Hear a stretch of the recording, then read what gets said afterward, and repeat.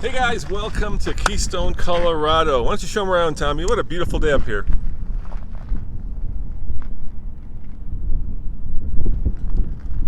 Look at those mountains. And look at Big Green. We're just about wrapping up a 600-mile road trip to a place called Gateway, Colorado, which is, well, it's by Grand Junction. And there's a resort there started by the founder of the Discovery Channel called Gateway, and we were just there driving the new Colorado ZR2, the most off-road worthy truck you can buy from Chevy. It's got a front locker, it's got a rear locker, it's got special suspension, it's even comes with a Duramax baby diesel. So we did this road trip. We wanted to take Big Green. In order to get Big Green, of course, to Gateway, because we wanted to compare the ZR2 to Big Green, because it's kind of a fun technology review. This is kind of the state of the art of 1985, and of course ZR2 is state of the art of 2017. We had to do a lot of things to Big Green. First we had to swap the engine, and then we had to get the exhaust on. And by the way, it sounds phenomenal. Thank you, MagnaFlow, for sending us your exhaust. And we will, at the end of this video, start it up so you can hear it. It's hard to describe how glorious a V8 on an American pickup truck that comes out of a 350 is. It's just, you know, one of the best sounds in the world. It's God laughing, basically. But let's do a quick road trip update before we answer your questions. I want to start with the fact that this is not a great road trip car. Let's talk about the bad before we get to the good. So the bad is it's not a carport, it's a truck. It's not a great road trip truck. There's no place to put your luggage. There's a place for two people to sit, three in a pinch, even though, gosh, if you were the third person in the middle, that stick shift transmission would be no good, because you'd have to shift it between your legs. But there's really only place to put your luggage, and that's back here in the bed. Now we do have a toolbox. Unfortunately, the toolbox didn't come with the lock, so when you put something like a $1,200 drone back there and you go to a rest stop along the highway, you kind of feel like this drone is not going to be there when you get back. So basically, every time we stop, we have to take the valuable stuff, which is all our camera gear, the two drones that we have with us, all the laptops that we have for editing, and have to put them in the truck. It gets to be kind of a pain in the butt, to say the least. So I can see why crew cabs and extended cabs have become really popular over the years, because even if you don't have the extra people to put in the back of the truck, you can certainly put your things back there. Now, one of the cool things we did on this road trip is there's a company called Off-Road Designs, and they're out of, well, just out of almost Aspen. It's between Aspen and Glenwood Springs. Do you know the name of the town, Tommy? Carbondale. Thank you, Carbondale. And they specialize in doing suspensions for the square-bodied Chevys. And what we have found with this suspension is that, gosh, it's like riding a bouncing Bronco. It's really not good, and the reason for that is that the springs are just too firm. And even though it has a ginormous wheelbase, it still bucks and bounces around to such an extent that when you're off-road, you feel like you're on one of those rides at the carnival. So we stopped over at Off-Road Designs, and we had Steven, the owner, take a look at the truck, and we're trying to work out a partnership with him to be able to actually get some parts to make this suspension more livable, because right there, obviously, it's the leaf spring. You can show them, Tommy. And, you know, it's got a basic 4-inch lift, and it's about as basic as you can get. So when you're off-road, the trick to having good off-road ability is having the tires stay on the ground. This thing, the tires are up in the air half the time. And let me show you what the company looks like. It's Off-Road Designs. Their website is offroaddesigns.com, and check them out. Like I said, we're trying to get them a little publicity in exchange for some new suspension for Big Green. But the other bad thing we found is right here. Let me show you.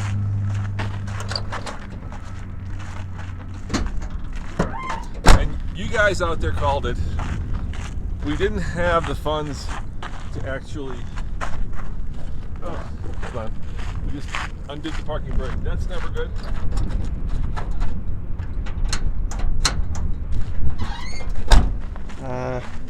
Nope, not quite. I think our cable is just... Can you hold this? Let me try. Yeah, you give it a shot. Tom, you give it a shot. I think our cable's dying. I pulled it.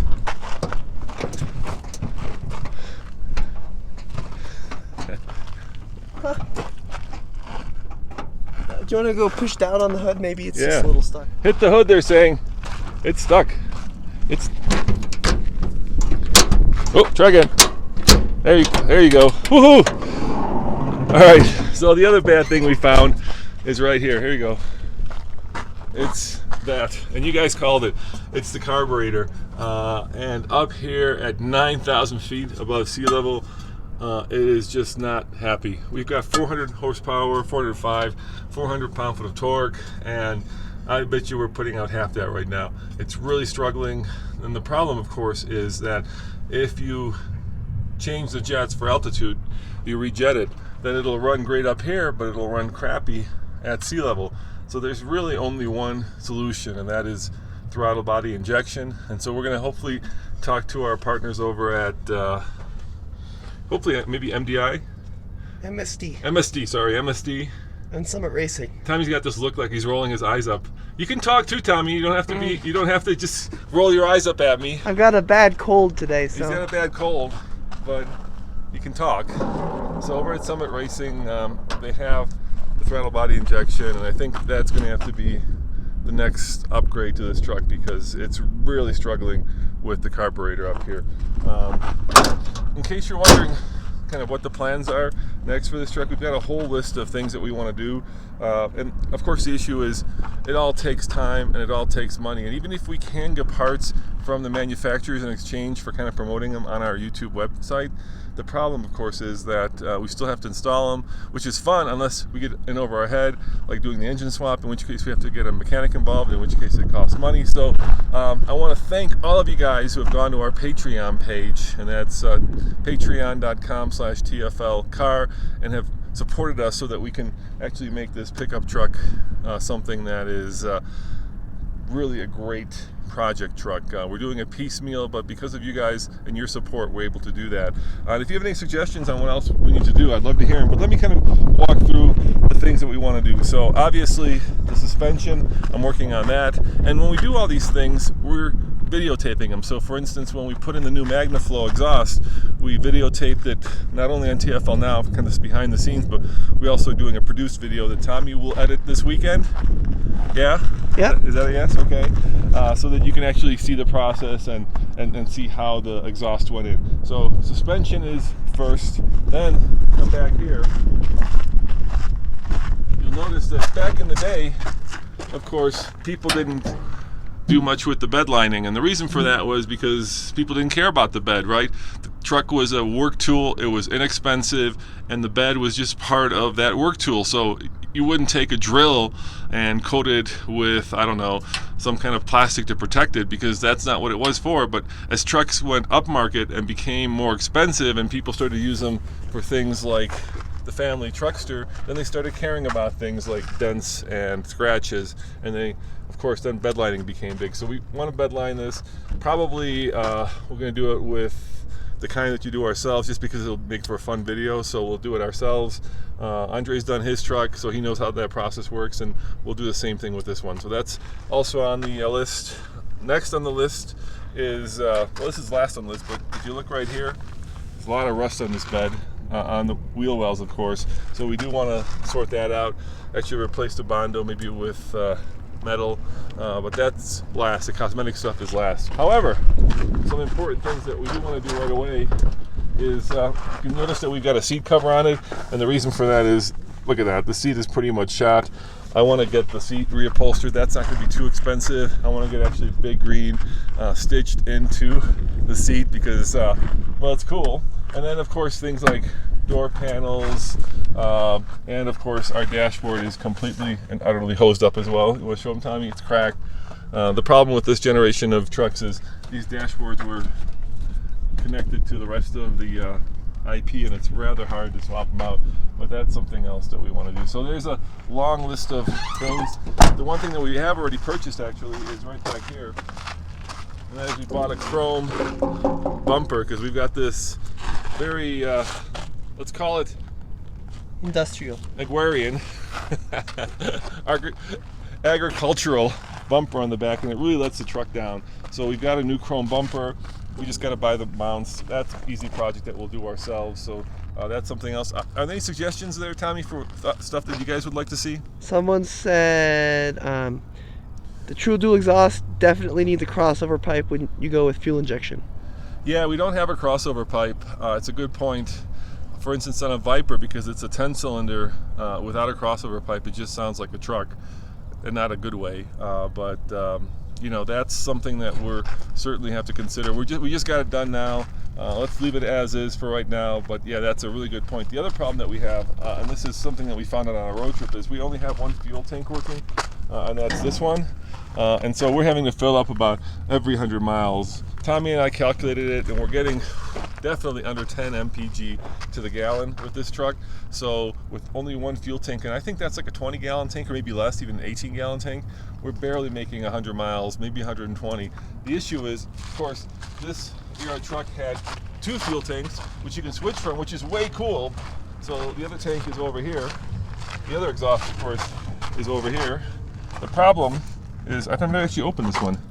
The problem with this one is that the fuel tank is bad, so we have to swap out this fuel tank. And the other issue with this fuel tank is that when you want to fill it up, you have to drive around the pump to get both sides, because you can never get the pump around to this side. It can be an issue. We were talking to Steven over at Off-Road Designs, and he says a solution to that is you can take what did he say? Was it a Blazer? A Blazer tank, and actually mount it in the back here between the frame rails, but then you have to get another hole, and so it solves one problem but creates another problem. But that's really the next thing. I want to get a new fuel tank so that we're not having to stop every 100 miles. It really is annoying, and it's cool to have that switch. By the way, guys, if you're interested in an early sneak peek of the new ZR2, we actually got it with all four wheels in the air. And that was really cool on the off-road course. Now, we will publish several reviews from this program that we went on with Chevy. First, on Monday morning at 8:30, you'll have my off-road review video of the new ZR2. I can't talk about it yet because the driving impressions are embargoed, but come back to TFL Truck Monday morning at 8:30 for that. And if you want to see that thing doing some relatively, would you say that was hard off-roading, Tommy? Yeah, I think so. It was pretty hard off-roading. You know, it was like Jeep Wrangler kind of stuff. We were certainly bashing the bottom of the thing, and when you're always doing that, you know you're getting into some kind of interesting stuff. So be sure to come back for that. And what else was I going to say, Tommy? You don't know. I don't know what you're going to say. Oh, I know what I was going to say. We're up here in the high country, and we went to get breakfast this morning, and what did we get on, Tommy? The new Ford Explorer, we think. Yeah, we think we just caught the new Ford Explorer high altitude testing, the 2019. So if you want to see that, it's going to be up on TFL Car tomorrow morning, and we're going to make that video live, and you can see a very sick and tired Tommy and a very disheveled Roman as we by accident find the Ford Explorer. Now, when we found the Jeep Wrangler, the Jeep Trackhawk towing, I did a video on Wednesday with that. It's up on our car channel, and people said that it was fake because basically I was saying that we just missed the vehicle towing, and there it was. I wish that was staged. It wasn't. It was real. We just got lucky. We don't ever stage anything at TFL. One of the things that we really do here is transparency. So anytime you see anything, it's real. It's not staged. Any questions that you guys have about Big Green that I can answer? Off-road it. Love to see some beautiful mountains and the history there. Yeah, Tommy is doing a video series called Diff Lock, which we stopped doing in the winter because you can't go off-road in Colorado. We get a lot of snow. Basically up here, you get 8 months of winter a year. So you really have only 4 months to go off-roading. And we have to wait probably until June before enough of the snow melts, maybe even July, before enough of the snow melts, like 4th of July, where we can actually go off-roading, because we'll hit, a foot of snow, and you can't really do that unless you have a snowmobile. What do you think about the Colorado ZR2 versus the Wrangler? That's a really good comparison. We're definitely going to do that. There's something interesting there. Glad you asked that question. Chevy said that they took it on the Rubicon Trail, so they were not afraid to take it to Jeep, and the truck did just as well as any Wrangler on the trail. So they have pictures on some websites, where on their website as well, where they show the new ZR2 going over the Rubicon Trail. And if you are a Jeep person, you know that the Rubicon Trail is kind of a thing that has become branded with the Wrangler. There's a Rubicon Wrangler specifically because of the trail. So yeah, it's it's the only mid-size truck with a lockable front differential. It's one of only 4 vehicles you can buy in America with a lockable front diff from the factory. And those 4, Tommy, are the Power Wagon, yep, G-Wagon, yep, Wrangler ZR2. and the ZR2. Yeah, so it's ultimately off-road capable. Any other questions, Tommy, before we go start this thing up and let them hear it? Let's see. Questions about the radio. Yeah, what about the radio? Are we do we have the stock radio, or do we got to put an auxiliary port on it? On this? Uh-huh. Yeah, let's show them the radio. It's a pretty crappy radio. It's like one of those Walmart, Kmart Specials. Yeah, show it to them. Maybe it was good in '97, but not anymore.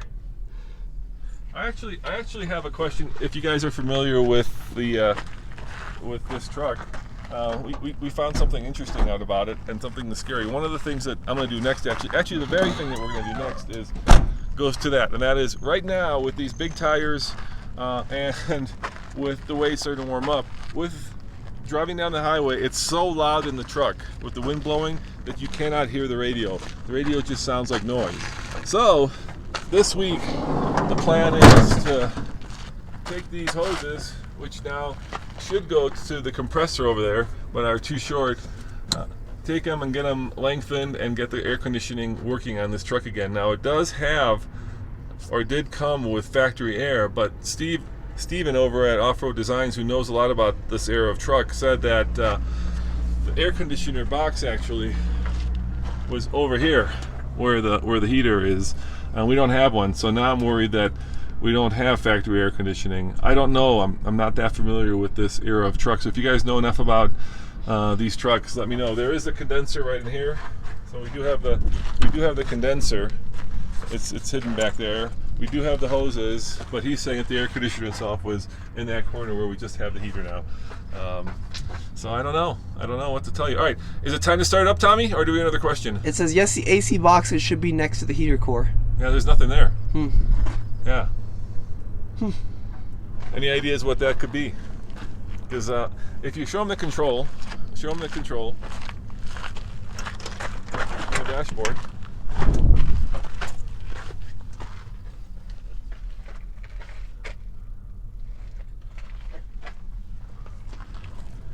So it says AC, and it wouldn't have said AC if it didn't come with AC from the factory. So the option that somebody added it later is not possible because it wouldn't have said AC. The option that does scare me is that it had AC, and then the heater that you can see right there was left, but the AC was taken off and the hoses remain. Now when I bought the truck, the owner said that the AC worked. I tried it, I got cold air. Of course I bought it on a very cold day in winter, so who knows? Somebody probably put an updated HVAC control but didn't actually have AC. Yeah, Michelle says missing evaporator coil. Yeah, well, that's the issue, isn't it? So that's another thing that we have to sort out. An unpleasant surprise, but I'm sure we can figure it out. Should we start up and let them hear it? Yeah, let's do it. It sounds magnificent. I gotta tell you guys, you don't need a radio when you're driving this thing, because literally for 500 miles, me and Tommy had the biggest grin on our faces, and every time we got bored, we just goose it a little bit and hear that glorious 350. So let me start up for you guys. You can hear what it sounds like.